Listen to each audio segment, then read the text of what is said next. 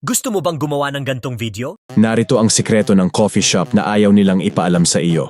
Parang totoong tao yung boses, di ba? Ituturo ko sa'yo yan. Pero tandaan mo, lahat ng to ay libre lang. Wala kang subscription na babayaran.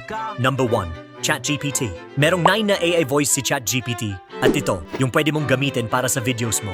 Pero paano? Pindutin mo tong 2 lines sa taas at pindutin mo tong 3 dots sa baba.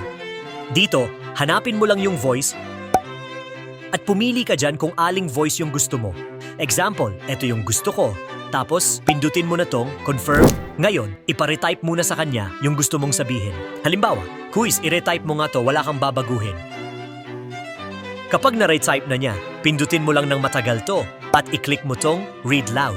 Kapag gumana sa'yo, dito na tayo sa next step. Mag-download ka ng screen recorder na supported yung internal audio. I-download mo lang yung app na to, available yan sa Play Store. Kapag meron ka na, iset mo na siya sa internal audio. Paano? Pindutin mo tong settings icon sa taas at i-click mo tong audio source and dito, piliin mo lang yung internal audio. Ngayon, balik ka na sa ChatGPT at simulan mo nang i-record. Ganito yung magiging resulta niya. Gusto mo ba gumawa ng gantong video? Parang totoong tao yung boses, di ba? Ituturo ko sa'yo yan. Pero tandaan mo, lahat ng to ay libre lang, wala kang subscription na babayaran. Number 2, Filmora. Dito, medyo marami kang pagpipilian na voice, kaya mas maganda. Pero, makakagawa ka lang dito ng 5 voice, kapag umabot na siya sa 5, may bayad na. Pero, kung bibisita ka sa FB group ko, meron akong account na ibibigay sa'yo na libre lang at magagamit mo kahit kailan mo gusto. Kapag meron ka ng account, dito na tayo sa paggawa ng voice. Dito, pindutin mo lang yung text at i-click mo yung add text. Ngayon, ilagay mo dyan yung gusto mong sabihin o kung may script ka. Kapag okay na, pindutin mo na tong text to speech. Dito, pili ka lang ng voice na gusto mo. Halimbawa, itong si Marcus and then i-click mo na tong create.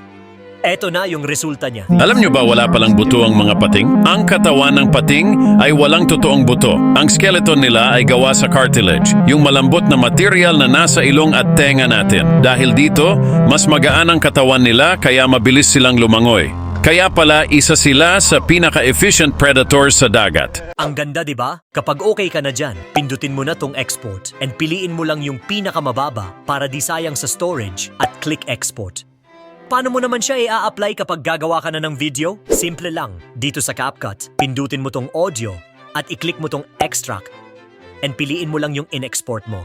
And yon, okay na. Meron ka ng AI voice na parang tao talaga na libre mo lang magagamit at pwede mong i-apply kung nahihiya kang mag-voice over. Tip ko lang pala, para magkaroon ng emotion yung AI voice mo, maglagay ka ng mga ganitong sign tulad ng commas, ellipsis, question mark at marami pa para maging tunog tao siya. Yun lang. Maraming salamat sa pag-subscribe mo.